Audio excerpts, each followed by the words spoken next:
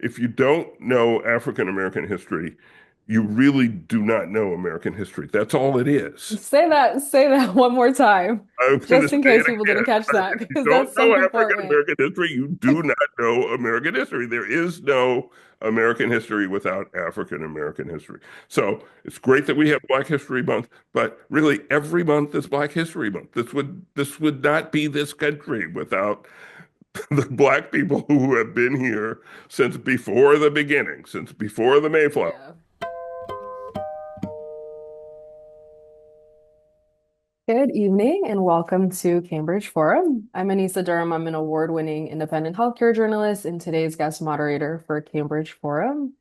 Tonight, we're looking at the American story through one family's journey, 5 generations moving through slavery, Reconstruction, Jim Crow, the Civil Rights era, and the world we live in now. What does that long arc reveal about how this country changes and how it resists change? We're joined by Pulitzer Prize winning journalist Eugene Robinson, whose memoir, Freedom Lost, Freedom Won, traces his family's path through those eras with extraordinary clarity and heart. Eugene, it's an honor to have you with us today. Anissa, it's great to be here with you. So, your book challenges the familiar idea that America is always climbing toward a more perfect union. And you echo Mark Twain's line, history doesn't repeat itself, but it often rhymes. From the perspective of Black Americans, progress can often feel like one step forward and 2 steps back. So, I'd like to start with the very beginning of the story you're able to trace, your own family's records. For many Black Americans, genealogical research often begins with the 1870 census, the first to list formerly enslaved people, and with the fragments and records of the Freedmen's Bureau. In your book, you're able to trace your line back to your great great grandfather who purchased his freedom before the Civil War. But like many of us, your family's roots in Africa are lost. And I'll be the first to say there's almost an indescribable feeling that comes with that. So, my first question to you is, what was that journey like to be on this quest for history that seemingly is gone? Well, Anissa, the book is subtitled "A Personal History of America," and that's really what I set out to do. I knew from childhood, really, that I had this unusual circumstance. I could trace my family back farther. I start the book with my great great grandfather, whose name was Henry Fordham, and in 1829, when he was just a boy named Harry, he was sold to a plantation owner in Charleston, South Carolina. In 1848, he was sold again to a businessman in Charleston, and in 1851, he bought his own freedom. Lived in Charleston through the Civil War, had one son, and that one son was a Reconstruction era success story. He was just the right age to take advantage of the brief period of Reconstruction when the Union troops still occupied the South and protected the newly won rights of African Americans. And that son, my great grandfather, built the house that I grew up in Orangeburg, South Carolina, and was a pack rat. He saved everything, and so I had this documentary record going back further than most African Americans. I thought it was a treasure and a responsibility, both an opportunity and a responsibility, really, to tell the story as best I could. Yeah.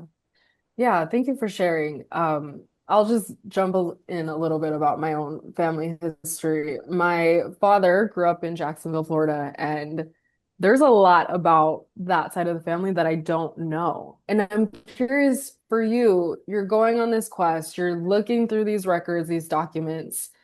How did you fight this feeling to not give up? Uh, giving up, I decided that number one, giving up would not be an option. Mm. And number two, um, uh, you know, I treated it almost like a reporting project. Like I spent nearly 50 Yeah. years as a journalist. I'm still consider myself a journalist. I still do Mhm. journalism in various ways, and so you keep digging until you get the story because I knew the story was there. Yeah. One of the there were discrete facts. There were things that I knew I needed to know, and that just were seemed at times impossible to find. So I knew from a very young age, for example, that my great grandfather, who built our house in Orangeburg, had been born free, and I knew that his father, Henry Fordham, had become free before the Civil War, and so I knew that was sometime between 1848, which was the last time he was sold, and 1860, when he showed up in a Charleston census as an FPC, a free person of color. And so I knew it was in that, but that's a 12-year gap. And I looked and I looked and I haunted the various archives around the state of South Carolina, including especially in Charleston, trying to find any hint of when that had happened. And finally, at the South Carolina Historical Society archive in Charleston, a helpful librarian suggested that you ought to look at the Free Negro book. And Mm. I was like, what? What? What Yeah. did you just say? What is that? It turned out that this was an annual list that was compiled of free African Americans in Charleston. They were a tiny minority of all the African Americans in Charleston before the Civil War, but there were free African Americans, and each of them had to pay a sort of head tax, a capitation tax, every year. And that wasn't really a revenue raising exercise. It was more a data collection exercise. The white authorities in Charleston just they wanted to keep track of the free black people. Uh, Mhm. whom they considered potentially dangerous.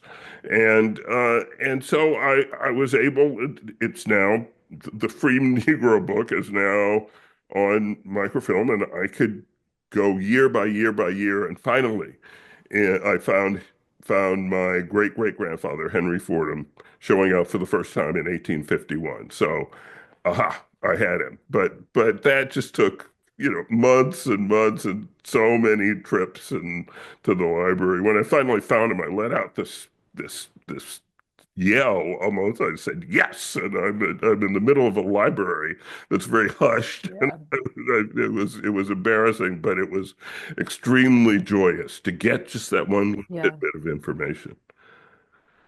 Yeah. It definitely sounds like a very liberating experience. And what do you think this teaches Americans who have or don't have a traceable history? Well, you know, that was the that was what felt like the responsibility part because the more I looked at my family story, the more I got to know my ancestors, the more it really sunk in to me that this was really a larger story. This was the African American story, and it was a quintessentially American story because through it all, through slavery, through um, uh,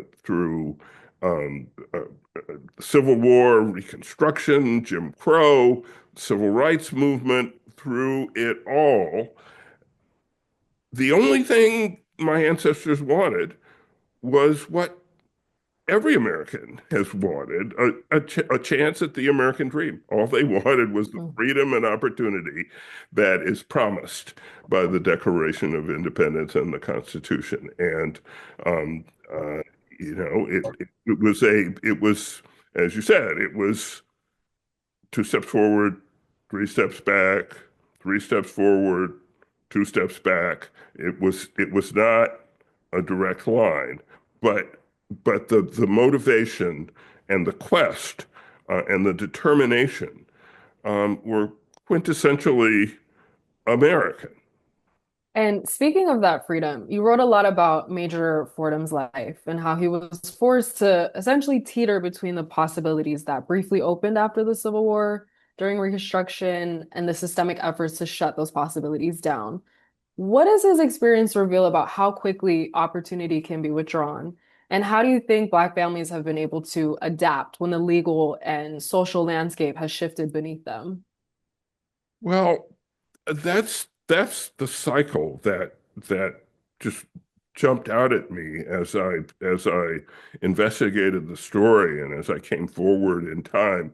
I saw the turn of this wheel. I saw the repeated times when my ancestors and African Americans in general won after long, hard effort and blood, sweat, and tears won a greater measure of that freedom and opportunity that's promised to all Americans, and then had it taken away, and or all or some of it taken away. And it happened to my great great grandfather Henry Fordham, who bought his own freedom in 1851, but in that decade before the start of the Civil War, the rights and privileges of free black men and women in Charleston were severely curtailed as the nation sort of tore itself apart over slavery. South Carolina was the state, the first state to secede.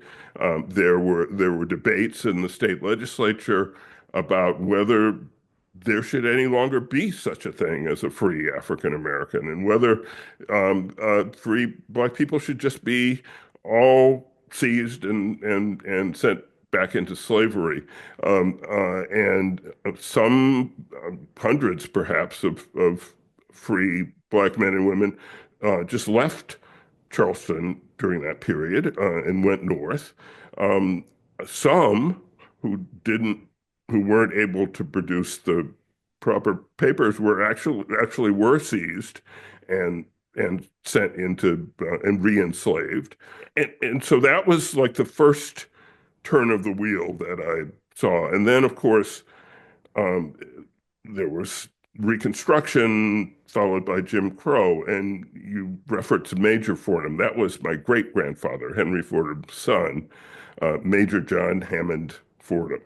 He was a major in a black militia in Charleston that had been formed right after the Civil War. He was just the right age to take advantage of the radical period of Reconstruction, that first period.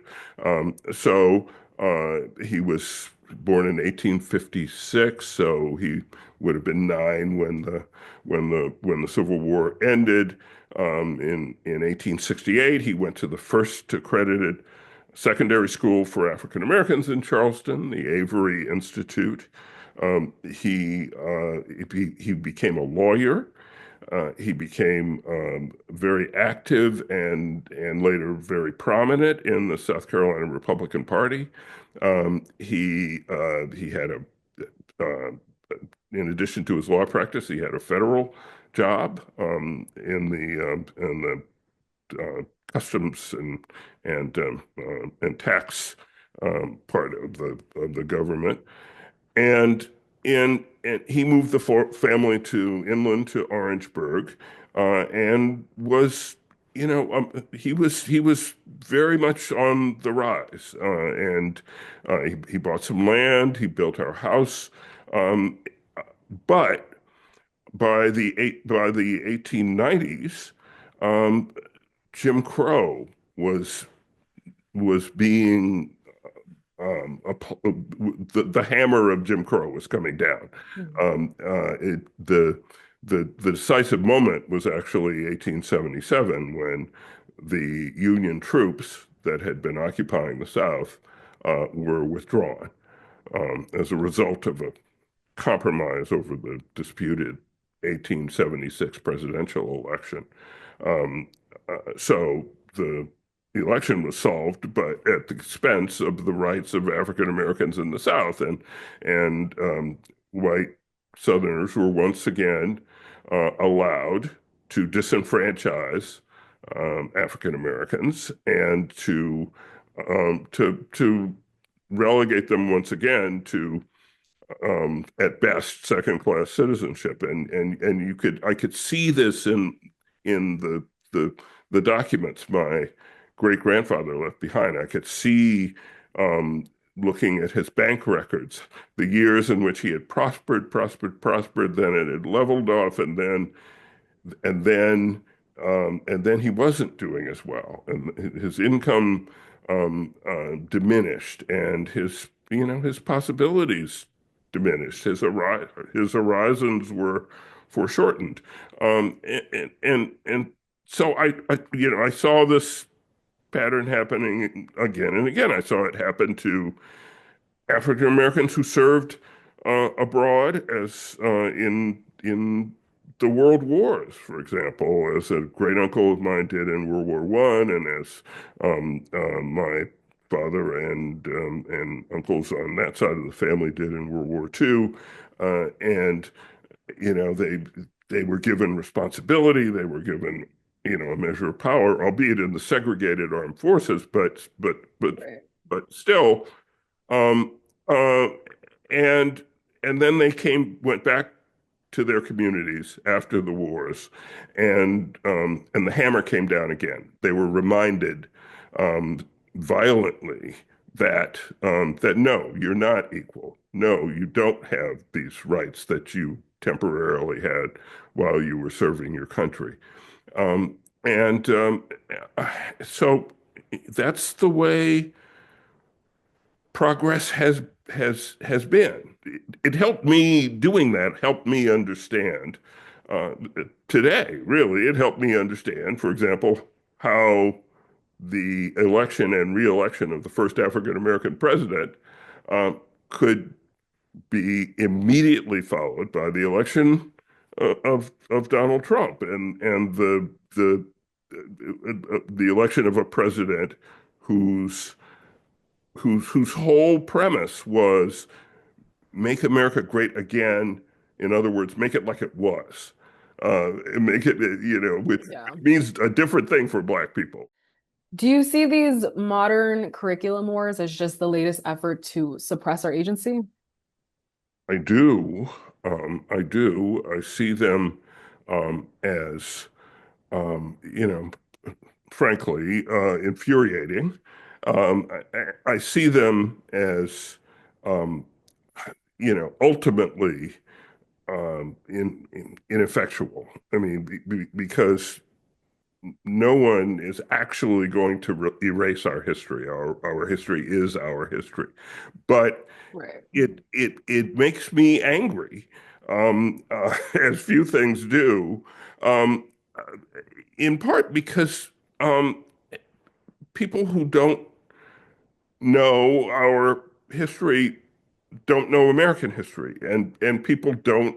If you don't know African American history, you really do not know American history. That's all it is. Say that one more time, I'm going to just say in it case people didn't again. catch that, If you because don't that's know something African important. American history, you do not know American history. There is no American history without African American history. So it's great that we have Black History Month, but really every month is Black History Month. This would not be this country without the Black people who have been here since before the beginning, since before the Mayflower, Yeah. and people who were perhaps less insecure about themselves would understand that in fact it's really a heroic story. I mean, so much of American history has been about making those words, those great words of the Declaration of Independence. All men are created equal. Equal. They are endowed by their creator with these unalienable rights, life, liberty, and the pursuit of happiness.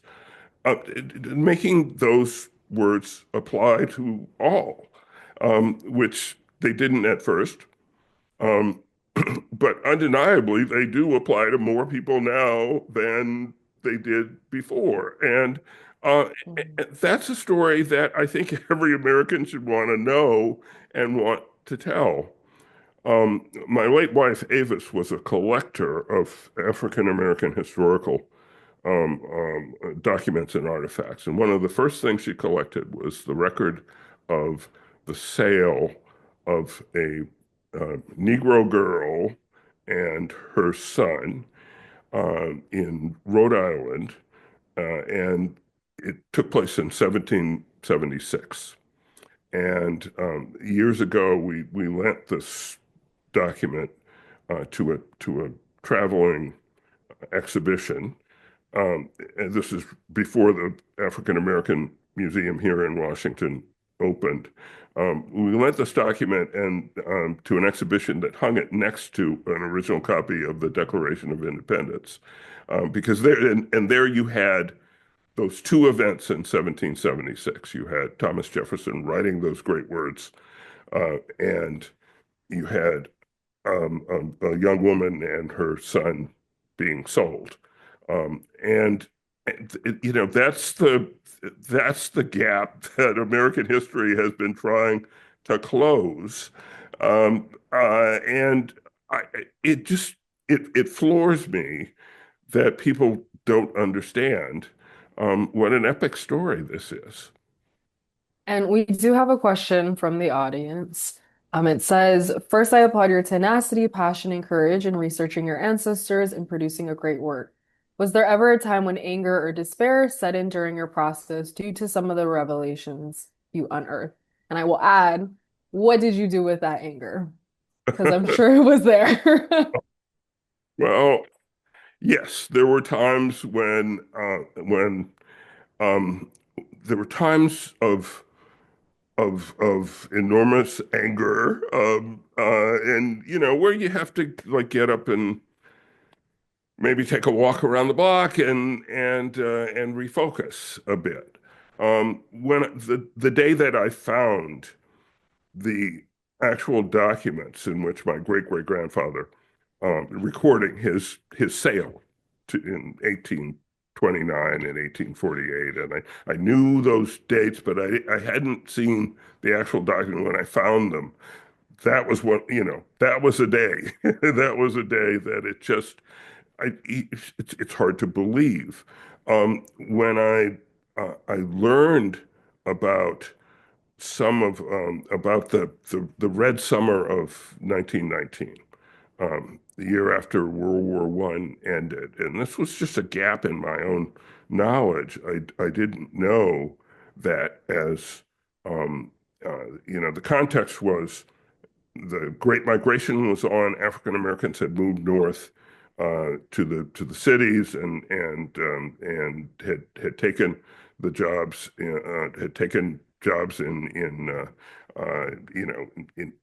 industries in places like Detroit and Chicago and then the soldiers, mostly white, some black, um, who fought abroad in World War One, came home and to find that there were black people in some of the jobs that they wanted, that there were black people in their neighborhoods, and this set up a kind of tinderbox in which there were um, white on black race riots in cities across the country.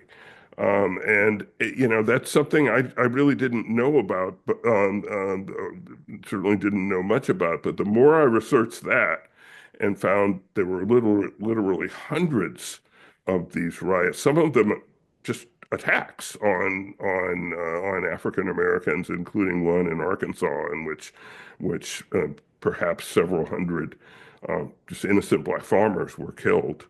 Um, then that sort of thing. Again, that was another one of those days or one of those weeks, really, as I just went deeper and deeper into what had happened. And so I just tried to not internalize the anger. I try to let it loose, and I try to use it as motivation to keep going. And I almost feel like we don't have another choice but to let it motivate us to keep going. I Yeah. remember reading that chapter and I also didn't know that history and the level of violence that was inflicted against Black Americans is just it's difficult to read. And I can't even imagine living during that time and seeing that and Mhm. watching people be lynched. I want to kind of fast forward a little bit to your life growing up in South Carolina. You wrote a lot about what it was like, the beauty and the strength of the community, but also the constraints that shaped your daily life. And personally, I've noticed that, men from this era, please do correct me if I'm wrong, but they don't necessarily talk about what it was like to be a young Black child in the 50s and the 60s. My own father he doesn't say too much. Growing up in the South in Jacksonville, I'm still lurking in trying to find out that history. So, how did you come to terms with sharing so much of your family history and the struggles that your family experienced with the world? Um, well, my dad was like your dad, right? My dad, was from the previous generation. I guess I'm probably from your dad's generation. He's about your age, yeah. My dad from the previous generation, he was Hmm. pretty silent. It was hard to draw things out of him, especially feelings. But I think it probably has to do with what I do, what I've done professionally for so long. You as a journalist, you um, number one, you learn to sort of um, deal with your feelings, but with a certain detachment, you're able to sort of pull back and try to take as broad a look as you can. And second, we tell stories, and um, so that's a natural impulse for me to talk about it. And I remember segregation when I was a kid. I remember, there were black schools, there were white schools, there were stores that we wouldn't go into. There were stores where we were waited on in a different, section in the back, while white customers were waited on in the front. Um, and that was life in South Carolina in the late 1950s and in the 1960s. And and you know you dealt with it by being determined that that it would change, that things Mm. things had to change. And as I was coming of age, my whole coming of age really was during the civil rights movement, and it was more than a hope. It was a knowledge that sometime we had this stuff has to change. This has to be over, and took a while, but that was there. And the title of your book is Freedom Lost, Freedom Won. While obviously many things have certainly been lost, I don't want us to forget that freedom has been and continues to be won. And I don't want to lose the joy in this conversation that there is continuous effort to move forward. So I just want to kind of give you a moment to talk about the joys of being a Black American, the joys of being a Black man in this country.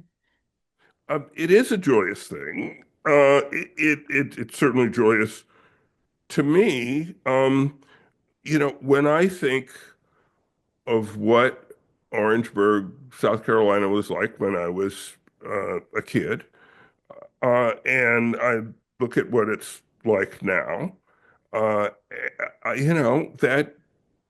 that makes me happy. When I look at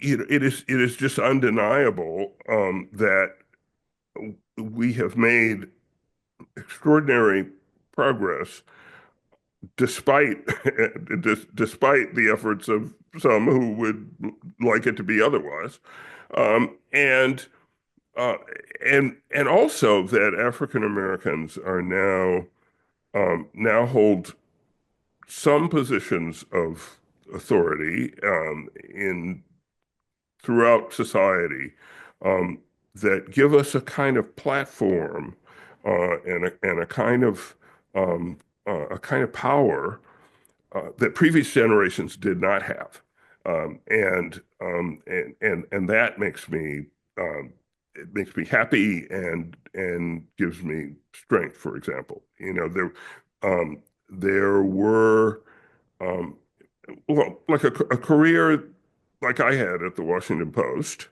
and I'm not bragging on myself. It's just objectively to come to become a reporter and editor and foreign correspondent and columnist at one of America's great newspapers, to be a commentator on national TV, to be able to participate in the life of the nation writ large in that way, is something that was, you know, exceedingly rare, if not impossible, in earlier times. And, by exceedingly rare, I mean, 19th century, you had Frederick Douglass. 20th century, you had a few people who had that sort Yeah. of prominence and sway. Now you got a lot more. Um, Mhm. and uh, and so I know that despite any and all efforts to the contrary, I know that we do have power that we can exercise, and I am sure will exercise, um, in order to not just mitigate but reverse some of what's happening today. Yeah. And I'm so glad you mentioned the Washington Post because you mentioned in your book, you described yourself as one of the first recipients of affirmative action. Hmm. And you were at the Post during this kind of forward swing of the pendulum, yet you also faced hostility and hate mail. How were you able to persist despite experiencing backlash that other non-Black journalists at the Post were not facing? it had its moments, but I guess I always thought back to the way I was raised and sort of the ethos that I and others took from our upbringing in the segregated South, which is, which is keep on pushing. You keep pushing. You keep at it, and yes, there are obstacles, and yes, things will be unfair. Yes, you will be underestimated, and sometimes uh, not always backed up in the way that you think you should be by your employers. You will might always wonder about whether you're being fairly compensated.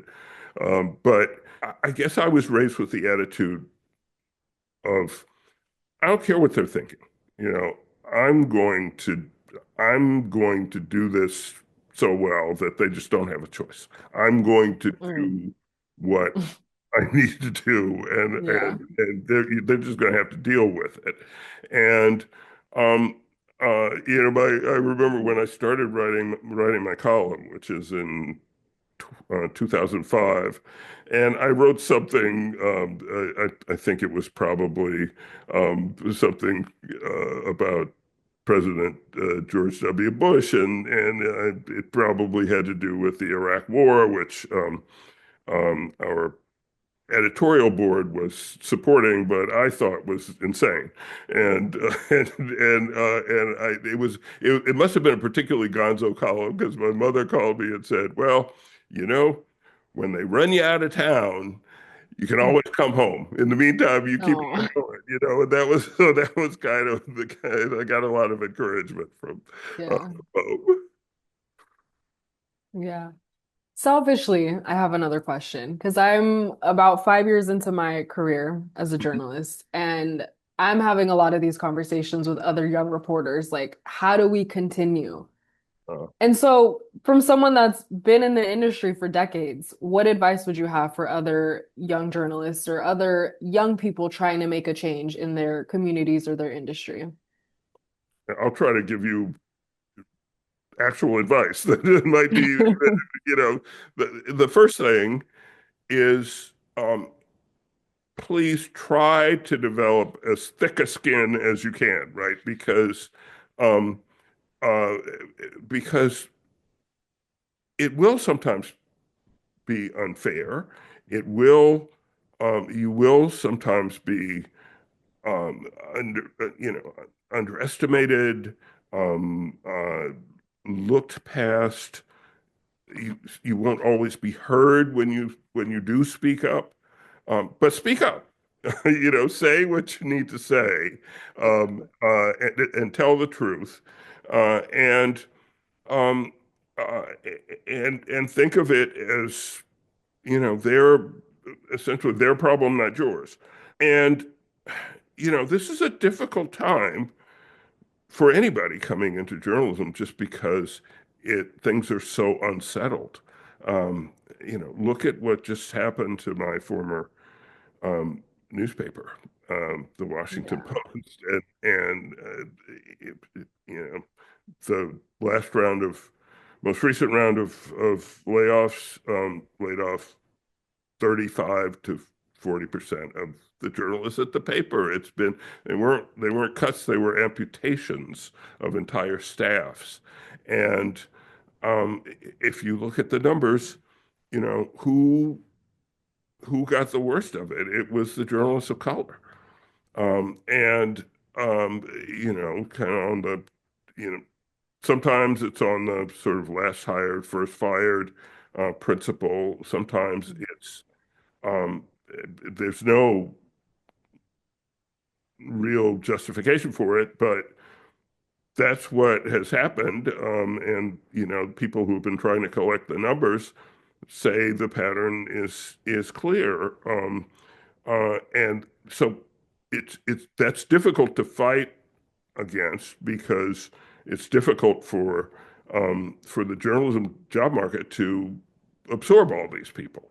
Um, but you know, some people are finding jobs. People are um, there are so many more ways today to essentially go out on your own to you know do a Substack or do you know freelance in various ways to you know, work with startups. You never know. You know I mean the Washington Post is a few clicks on you know on your phone and you're at the Washington Post and a few equal number of clicks and I'm at you know Anissa's site and reading your take on healthcare, Yeah. and there's more openness to that now. So when you have something to say, and you know you have something to say, there are ways to say it now that there weren't in the past. So that Yeah. doesn't totally compensate for the collapse of the business model of the media as I do it, you know, for most of my career. But Right. there's some compensation. Yeah. So we do have an audience question that I think will weave in nicely. How do you maintain optimism in the face of what's happening today? And what gives you hope that things will start to change for the better, in the not so distant future? Well, I'm going to be honest. Some days it is not easy to be optimistic. But I do think that I certainly hope that Dr. King was right when he said the arc of the moral universe is long, but it bends toward justice. Um, and so, um, even at times when it's so very clearly being bent in a different direction, in the wrong direction. Uh, I, I think there will be, I hope, and I think there will be opportunities to to correct course and to get the country back on its historic and necessary path. Um, I wish I could tell you exactly how and when that happens. Um, and and I wish it weren't necessary. I wish we didn't have to to fight the battles that we are fighting and we are going to fight in the coming years. But I just I have to believe that those battles are going to be won. Not that it's going to be a straight line, not that it's all going to, be better for all time, because that's not what history tells us. History tells us there's an advance and there's a retreat, at least a partial retreat. But history also tells us that over the long term, there's been an advance, and there's been a great advance. And I think I think that will happen. I hope, I mean, just to be honest, I hope that the world is still around for my for my grandchildren to take advantage of that. Kind of dangerous right now, Yeah. but let's do what we can to make sure that the world is still here. First of all. Yeah. Yeah, I one of my other questions about your journalism career, you are a Pulitzer Prize winner. I don't want to mention that again for people that may have forgotten. And you've covered some of the biggest stories of the last half century, civil rights struggles, elections, Supreme Court decisions. When you look back at those same events now through your family story and that lens, do you see them differently than you did when you were writing on deadline for the Post?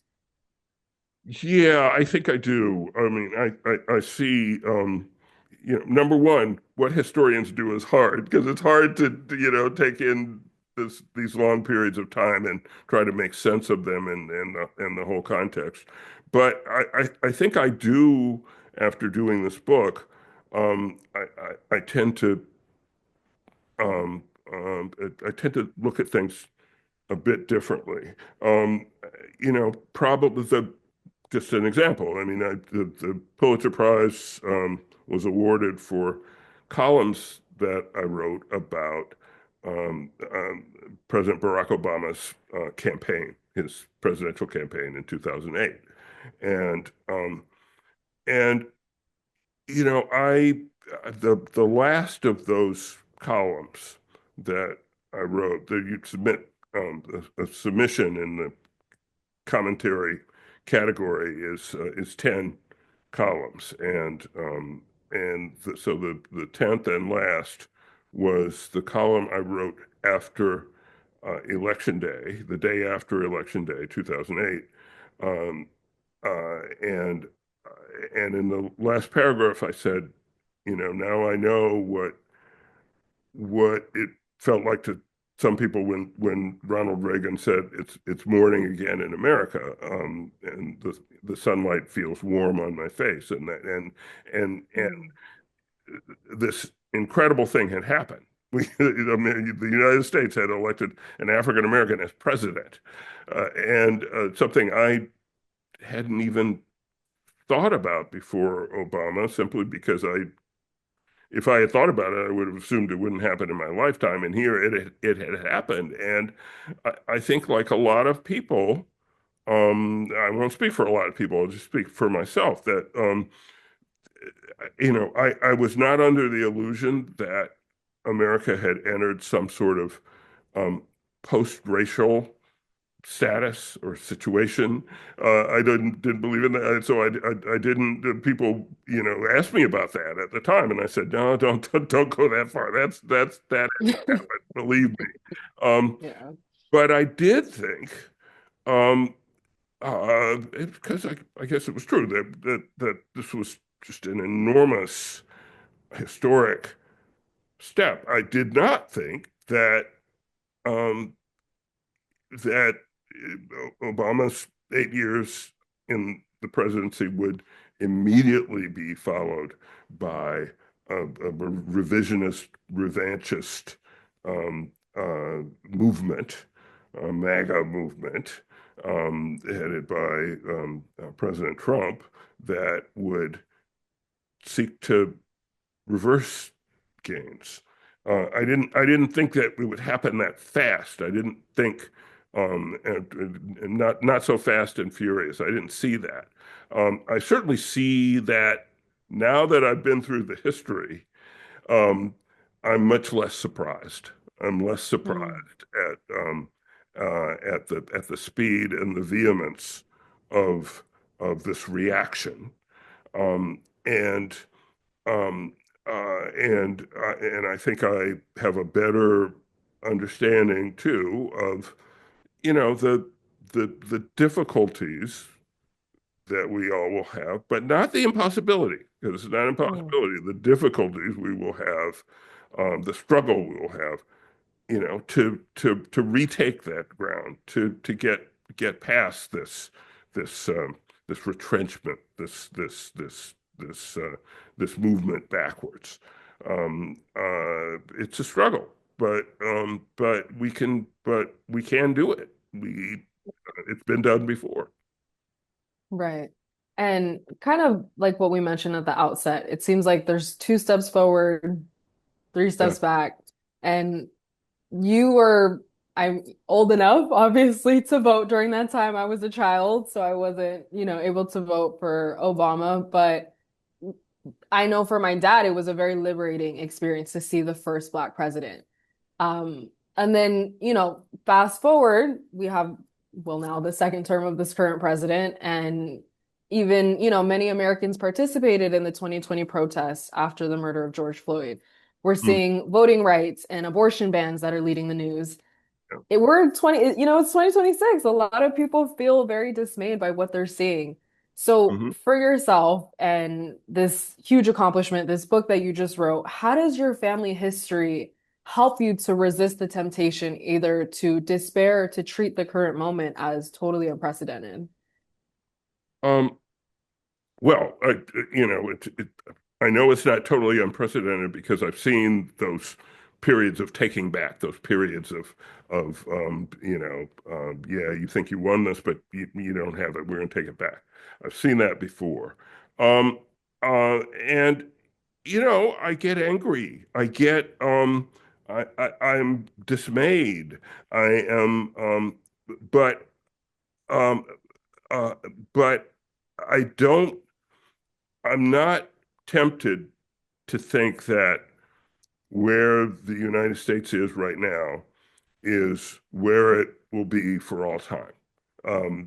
Because I now have a much better sense of um, how dramatically things have changed. So there have been, periods of, racial tension and conflict, and periods of you know, um, you know, not many worse than right now, but there have been some. We had a civil war, Yeah. um, and um, and I've seen other periods in which the nation was more hopeful and felt Mm. more inclusive and wanted to be um, and felt good about that. Wanted to be inclusive. Wanted to be progressive. Technology has changed. The media has changed. It's all owned by billionaires now. It's all, there's Yeah. a lot of things. There have been Supreme Court decisions that I think have been enormously destructive of democracy. Um, um, but, there have been bad Supreme Court decisions in the past. It's, um, I come away with the sense that no, there's none of this is insurmountable. All of this is much of it is daunting, and much of it is going to take a lot of time and work and sacrifice to repair. Um, but uh, but but I don't think it's I know it's not impossible because I know that. Americans, not just African Americans, Americans and America have have have have have surmounted worse obstacles in the past Mm. than we, it can be done. Yeah. So we do have another audience question. It says, do you see possibilities for alliances with white working class people that might reduce some of the backlash and mobilize more strength for helping bend the arc towards justice? Absolutely, I do see those possibilities, and I think um, there's been um, there have been times when uh, um, when in fact there has been um, certainly I'd say more of an alliance than there is now.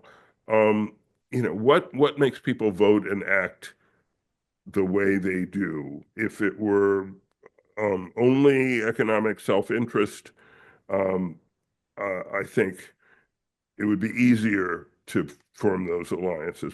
People vote for a lot of reasons.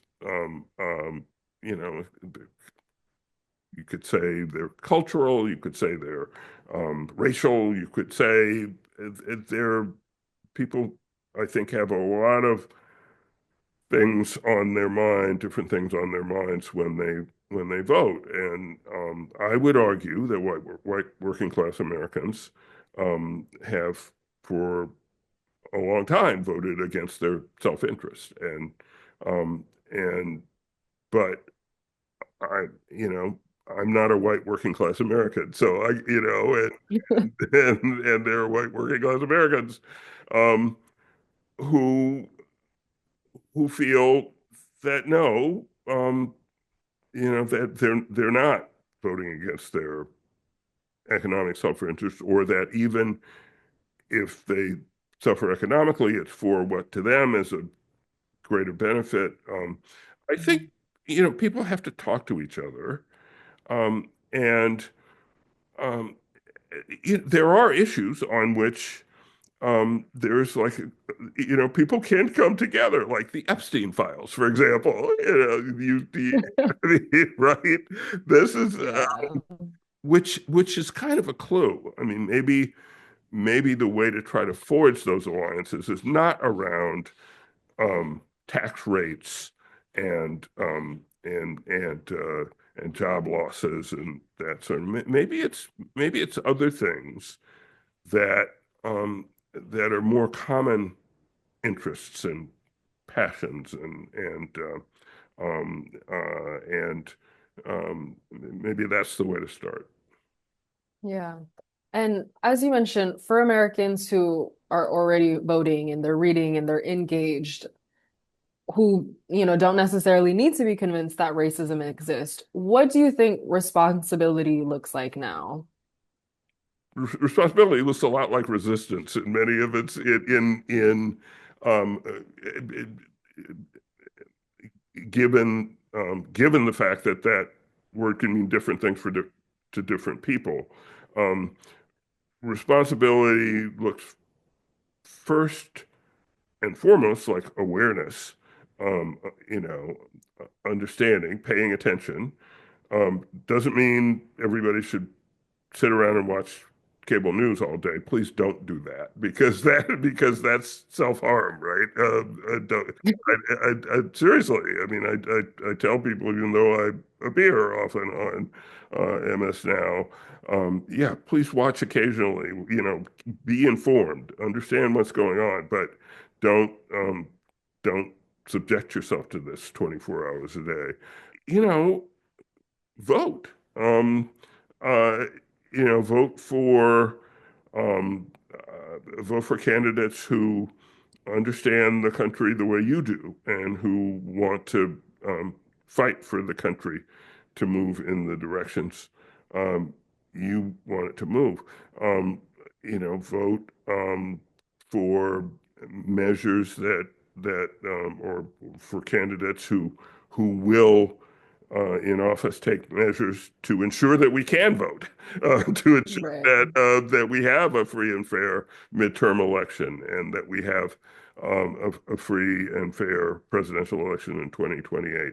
Um, it never hurts to write, call, text, communicate with your elected representatives. And it seems like you're just a drop in the bucket, but believe me, um, those drops in the bucket, they might not change a vote, but they're all recorded. They all matter. Um, and I would like to see, and I hope we do see at some point, a more public display of resistance or rejection or of the need to to to stop the country from heading in what I think is a ruinous and awful direction. And you know, I hope somebody brings 1 million people, 2 million people to Washington, to in a demonstration. That doesn't change things itself, um, but I think of the March on Washington in 1963. I think of the big demonstrations against the Vietnam War, and I think those made a difference, and I think we need something like that now. And the last thing I wanted to briefly talk to you about is every year our calendar is filled with these remembrance days or federal holidays. This is something that I was thinking about while I was reading your book. And we have Veterans Day, we have Memorial Day, we have Black History Month, we have these months to remember. And remembering is great, but others could argue that many don't actually take the time to learn the significance of that history.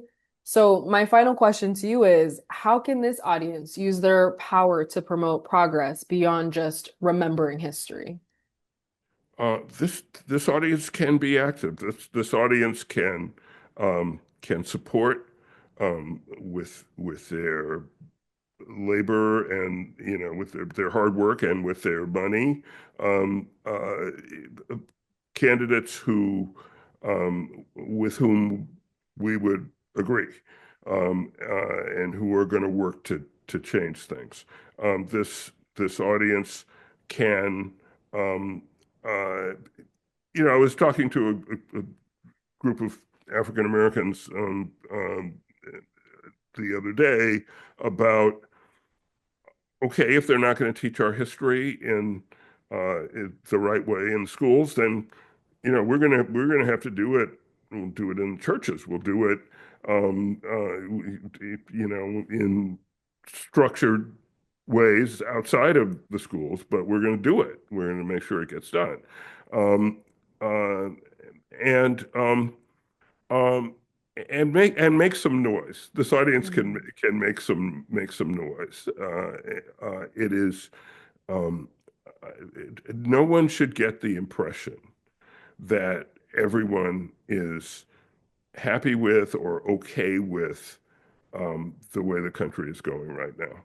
And I, for a long time, I did that with a column. I have a book out now. I'm going to get back and start doing journalism again after I finish talking about the book for the next little while. And we all have voice, and you use it in your community, use it in your city, in your state, use it however you can. Yeah, thank you. And just remind folks where they can find your book and kind of what's next for you. Well, you can find Freedom Lost, Freedom Won anywhere you buy your books. In your nearby independent bookstore. You find it online. Um, the founder of Amazon is not my favorite person in the world, but it's available on Amazon. He's not my favorite person right now. He was a good owner of for 10 years, and then not at all good for the last three. Um, But you have alternatives. There's also an audiobook which I recorded, and of course you can get it in e-reader format in addition to hardcover. So, but I hope people find it interesting. It was rewarding for me to do, and I hope people find it useful and helpful. Yeah. Thank you so much, Eugene, for sharing your insights and your family story with us. And so thank you all for being with us tonight and have a good night.